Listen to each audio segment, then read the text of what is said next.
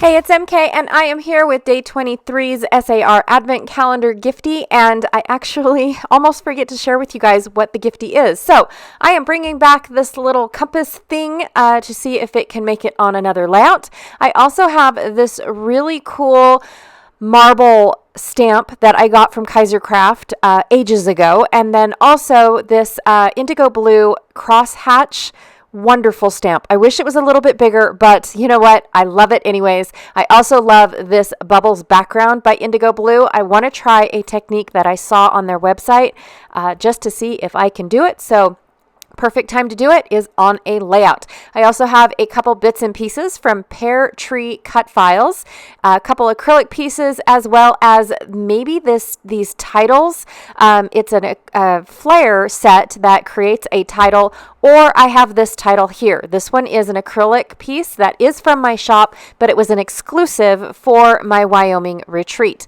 I have these little log pieces that I created a couple years ago for a class, and I think I had 2 sets. I don't know, because I remember using these, but I'm going to use them again. I have a couple bits and pieces left over from a Close to My Heart set. These stickers here are from the, I'm a little slow. These right here are the gifties for today, you guys. It is the 23rd, and you get these little log pieces or stumps, and then these awesome little tags. Right here, I love this. This is where kind of my color combination came from or was inspired by, so on and so forth. So we will see what we can do, or if I forget about them again. I also have some photos of my son. He went to a fish farm while he was at Camp Crew 2 years ago. And so, 2 years ago, because it wasn't last year, it was the year before. And then I'm going to make a double page. I tried to condense this down into one page. It was not going to work. I also picked out a couple Distress Oxide inks in walnut stain, iced spruce, and peeled paint. It was a combination that I picked out from the internet. If you actually look up Distress ink combinations, you'll get a really cool blog, actually, by Christina Werner. And she has a couple combinations where she does the oxide ink combinations, and I really do enjoy referencing her. I do have to look it up every time because, no offense, I forget, and so I do have to look that up. But if you also do the combinations in Pinterest, all of her pictures are posted as well if you just want to look at the pictures, or if you want to read her blog and see how she came up with her combinations. That, to me, is more interesting than just looking at pictures. The hard work, right, is what it is. All right, so I trimmed down my photos just because for some reason my printer doesn't like to print in the middle. That's weird.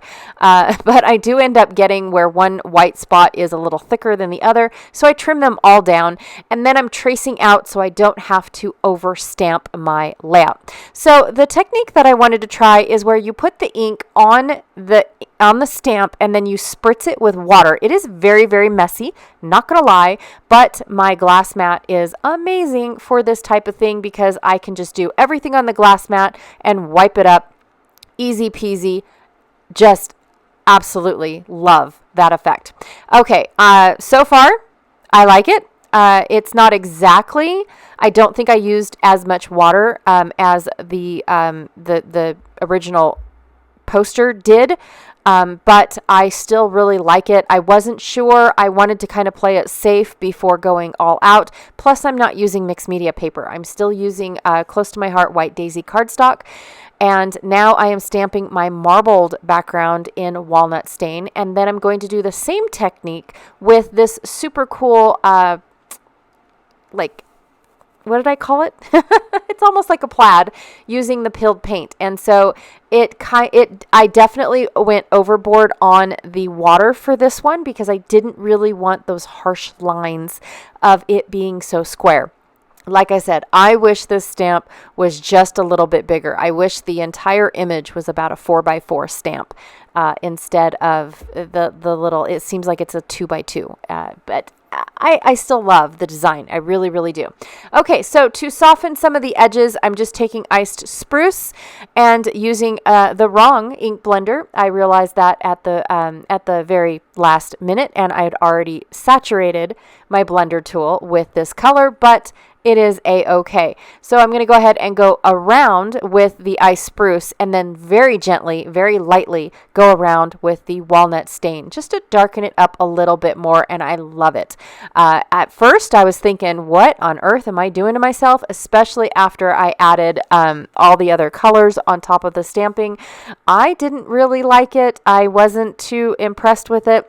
But I went into my sprays, I pulled out iced spruce, and I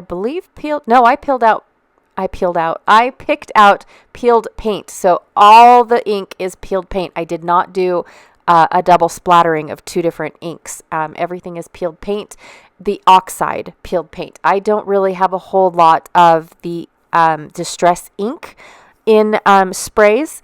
I'm slowly working on it, but for some reason I went straight for the oxides. I do not know why, but I wish I would have went for the distress inks as opposed to the oxides. So I'm building up my distress ink collection. I just have to figure out where I'm going to put them because I don't have the room.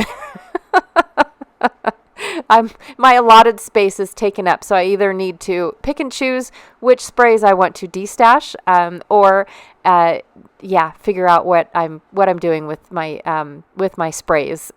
Figure out a different organization for them. All right, so I did not find a home. My favorite picture is my son's hand, and he's picking up the sand. And I definitely wanted that on my layout. It does not match any other picture because he's got such blue water that makes it look like he's at almost the beach. But he's not. He is at the exact same space where he's at now. It's just the composition of the picture. And so I definitely wanted to include this picture, but it wasn't working in the original idea that I had, so I left it off thinking that I will find a home for it later, and I really like it offset the way that it is and part of the embellishments. So I'm going to see if the Explore title, it doesn't work. It's too big. So I am going to go with this. It says log off, shut down, and go, and that is perfect for this child. Absolutely perfect. He is so into the electronics, it's unreal. I have never seen anybody. Yeah, I have. My cousins actually. Their lives revolve around the electronics. That's what they do for the job, and then they get off of their job, and then they go home and play on more electronics. It's nuts. And this child here is the exact same. For some reason, he just is obsessed with them. And one of those that, as soon as they come out with the latest and greatest, he has to test it out to see if it truly is the latest and greatest, right? Or if the older version is better. He is working up his YouTube, by the way, just to let you guys know, because that's what he wants to do. I don't know exactly what he does on YouTube, but he is over there on YouTube and trying to build a fan base, I guess is what they call it for what he does. I'm not really sure, or a following, I should say. But anyways, so they went to this fish farm.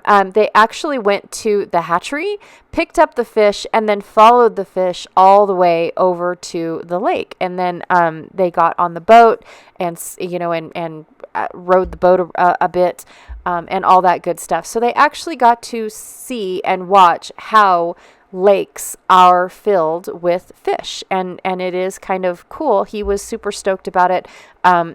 This is my oldest son, and then my middle son got to go and experience this as well. And so it was like a day off during Camp Crew. During the fire season, and so he was pretty impressed with it, and they told me all about it and how the process worked and good stuff like that. All right, so I am fiddle farting around again. I almost forgot about day 23's embellishments. I almost left the logs off because I thought that they didn't really go. My mushrooms are not proportionate to the logs. I already had logs where my mushrooms were. Is it redundant? Do I need to do something like this? I'm not really sure. Then I had to go and grab some these round labels that are from the December monthly box, which I do apologize that it sold out so fast, you guys. But yeah, it's just one of those things that that happens, right? But I did have to go and distress them a little bit and then darken them. I just took my sponge that had the walnut stain on them and lightly went over the white so that way it wasn't in your face white. I know my background is pure white, but I love the messiness in the background. I love the bubbles. I love it. It belongs. At first I didn't like it. I'm not going to lie. At first I was like, you know what? Just keep going. See what it looks like. All I can do is, nothing is glued on really, except for the pictures with one little strip of glue. That's it.